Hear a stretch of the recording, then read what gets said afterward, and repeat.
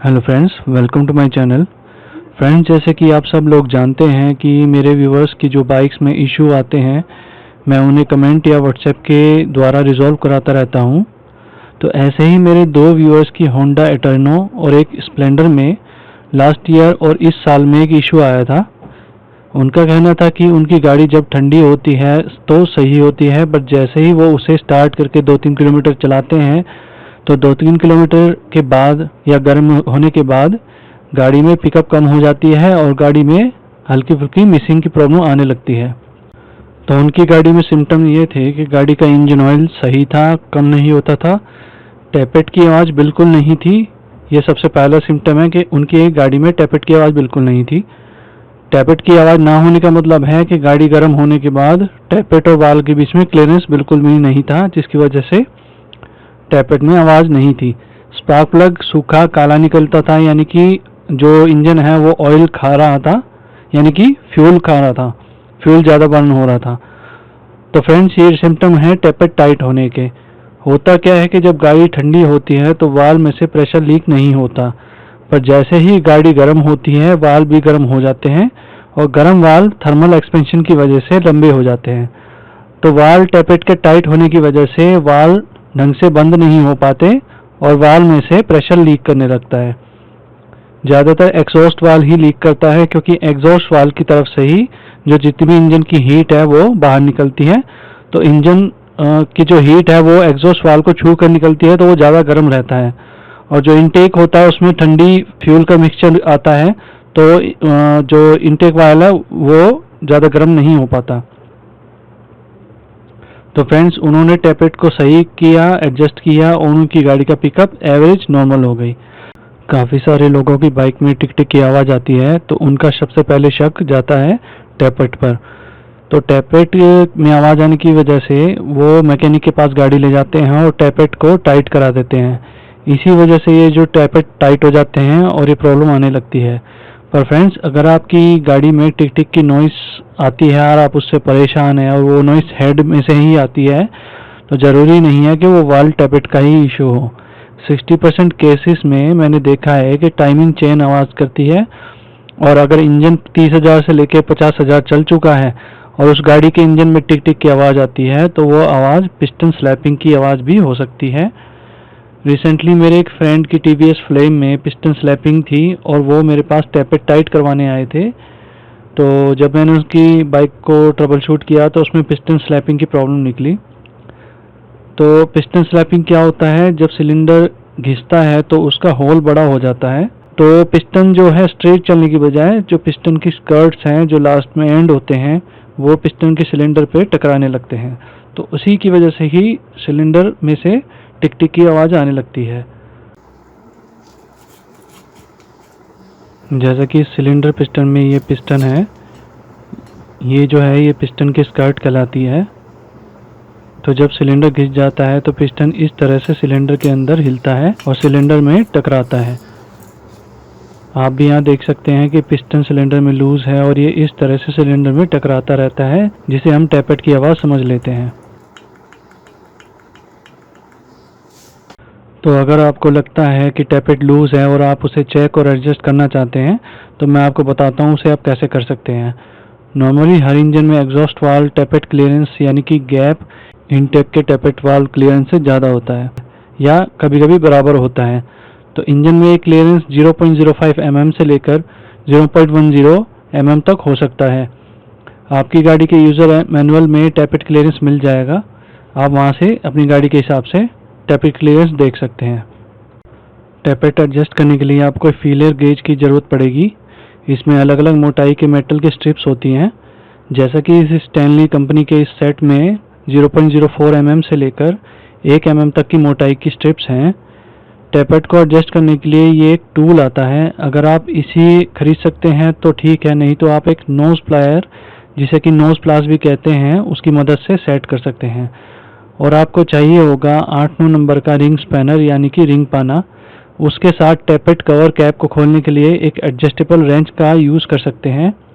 अगर आपकी बाइक में बिना बोल्ट्स वाला कैप है तो उसे घुमाने के लिए रिंग स्पैनर ना यूज़ करें, सिर्फ एडजस्टेबल रेंज का ही यूज़ करना है, नहीं तो वो घिस जाएंगे या ख़राब हो जाएंगे।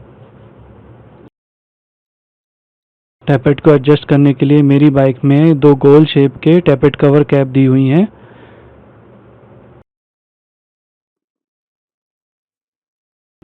कार्बोरेटर की साइड में इंटेक वाल्व होगा और एग्जॉस्ट पाइप की साइड में एग्जॉस्ट वाल्व होता है, वहीं पे उसके टैपेट भी होते हैं। टैपेट एडजस्ट करने के लिए हमें क्रैंक शाफ्ट और पिस्टन को टीडीसी यानी टॉप डेड सेंटर पर रखना पड़ता है। टीडीसी पर पिस्टन ऊपर जाता है और हवा को दबाता है, तो हमें जोर ना लगाना पड़े उसके लिए हमें सबसे पहले स्पार्क प्लग को निकालना पड़ेगा ताकि सिलेंडर में प्रेशर ना बने और पिस्टन आसानी से ऊपर तक चला जाए।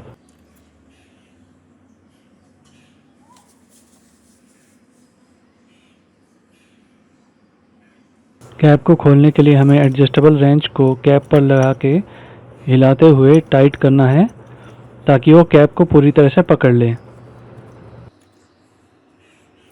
अब कैप को खोलना है।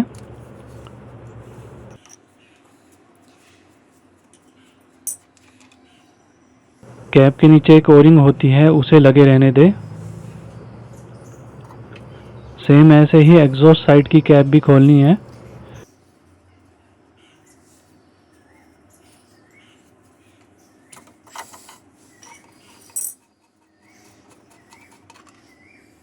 उसमें भी ओरिंग लगी होती है। टीडीसी यानी टॉप डेड सेंटर पर सेट करने के लिए मेरी बाइक में ऊपर इंस्पेक्शन होल दिया हुआ है, यहीं से हम इसको टीडीसी पे अलाइन करेंगे। और उसमें एलन की कैप दी हुई है और नीचे क्रैंक शाफ्ट को घुमाने के लिए दूसरा होल दिया हुआ है, इसमें भी एलन की लगेगी। मेरे पास एलन की का एक सेट है। एलन की का सेट भी एक बहुत इंपॉर्टेंट सेट होता है बाइक वगैरह के लिए, ये हर किसी के पास होना चाहिए। इसमें से मुझे एक 10 नंबर की एलन की चाहिए और एक 6 नंबर की एलन की चाहिए होगी।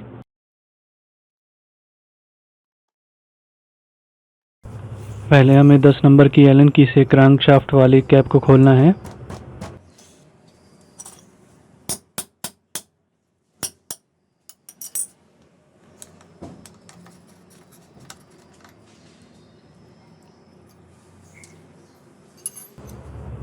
अब 6 नंबर की एलन की से टाइमिंग इंस्पेक्शन होल वाली कैप को खोलना है। इन दोनों में ओरिंग होती है, उन्हें संभाल के रख दें। क्रैंकशाफ्ट वाले होल में एक मैग्नीटो के ऊपर एक नट लगा होता है, सही साइज के सॉकेट से हमें उसे घुमाना है। ध्यान रहे कि एंटी क्लॉकवाइज डायरेक्शन में ही घुमाना है, उसे बिल्कुल भी उल्टा नहीं घुमाएं, सिर्फ एंटी क्लॉकवाइज डायरेक्शन में घुमाना है।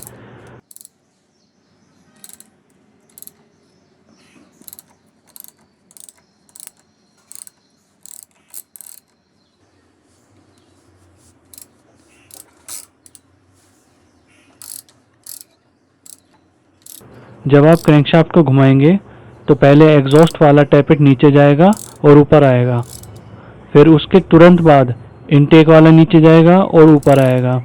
जैसे ही इनटेक वाला ऊपर आते ही पिस्टन टीडीसी की तरफ बढ़ेगा और हमें टीडीसी पर ही पिस्टन को रोकना है। तो हमें कैसे पता चलेगा कि पिस्टन टीडीसी पर पहुंच गया है? आइए मैं उसको बताता हूं। बाइक में मैग्नीटो के ऊपर कुछ मार्किंग्स दी हुई होती हैं। मेरी बाइक में एक एफ का निशान दिया हुआ है और एक टी का निशान दिया हुआ है। एफ के निशान पर स्पार्क प्लग जलता है और टी के निशान पर पिस्टन टॉप डेड सेंटर पर पहुंचता है। एयर फ्यूल को मिक्सचर को पूरी तरह से दबा रहा होता है। इस टाइम पर दोनों टैपेट किसी भी वाल्व को नहीं दबा रहे होते हैं और वाल्व क्लोज पोजीशन में होते हैं।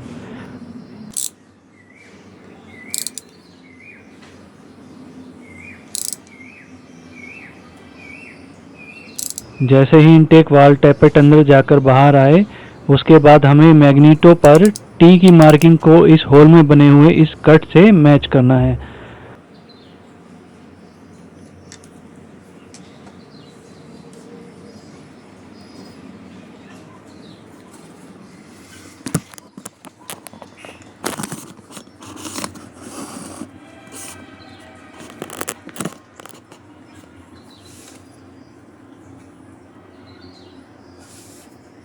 आप देख सकते हैं टी पर यानी कि टॉप डेड सेंटर पर आते ही टैपेट फ्री है। अब हम इन्हें एडजस्ट कर सकते हैं।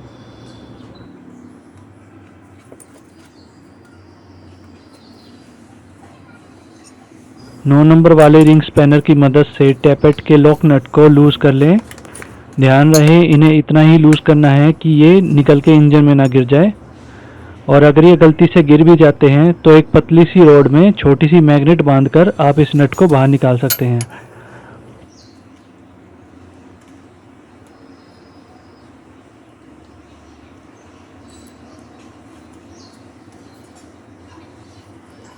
अब टैपेट एडजस्टमेंट टूल से टैपेट को लूज कर लें।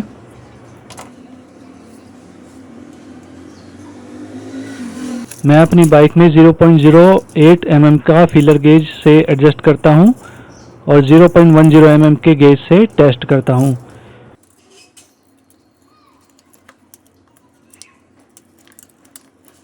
फीलर गेज को टैपेट की टिप और वाल हेड के बीच में डालकर आपको हल्के हाथ से टैपेट को टाई रखना है और साथ ही साथ फीलर गेज को हिलाते रहें, मूव करते रहें।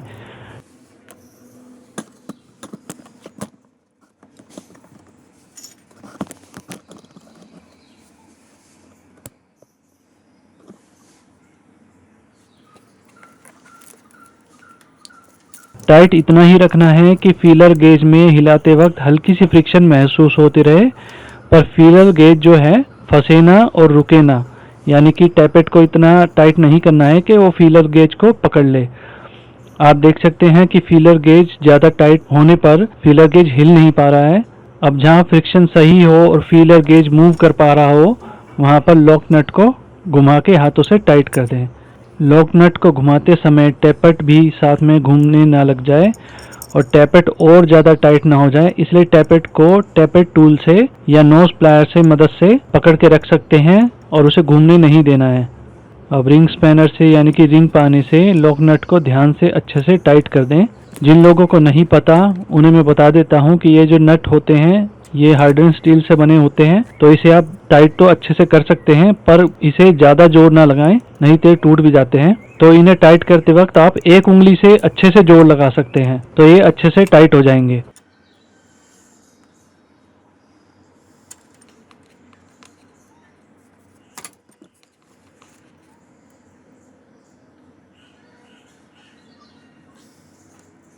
अब टाइट होने के बाद फीलर गेज पर फ्रिक्शन बिल्कुल सही है।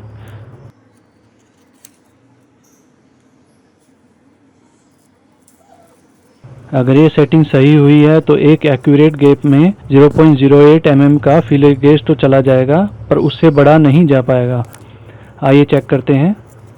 0.10 mm का फीलर गेज डाल के देखते हैं। आप देख सकते हैं 0.10 mm का गेज नहीं जा पा रहा है, पर 0.08 mm का फीलर गेज जा पा रहा है और उसमें फ्रिक्शन भी सही है, यानी कि वाल टैपेट क्लियरेंस 0.08 mm का एक्यूरेट है। तो अभी हमारा इनटेक का वाल्व टैपेट क्लियरेंस सेट हो गया है। सेम ऐसे ही एग्जॉस्ट का भी हमें सेट करना होता है। प्रोसीजर बिल्कुल सेम है, बस आपको अपनी बाइक के हिसाब से एग्जॉस्ट वाल्व टैपेट के क्लियरेंस को सेट करना है, जैसा कि आपकी यूज़र मैनुअल में दिया गया होगा। फ्रेंड्स, इंजन में जैसे जैसे वाल्व की सीट घिसती चली जाती है वैसे वैसे टैपेट की क्लियरेंस भी कम होती चली जाती है। तो हमेशा याद रखना कि इंजन जितना चलेगा टैपेट की नॉइस उतनी कम होती चली जाएगी, बढ़ेगी नहीं।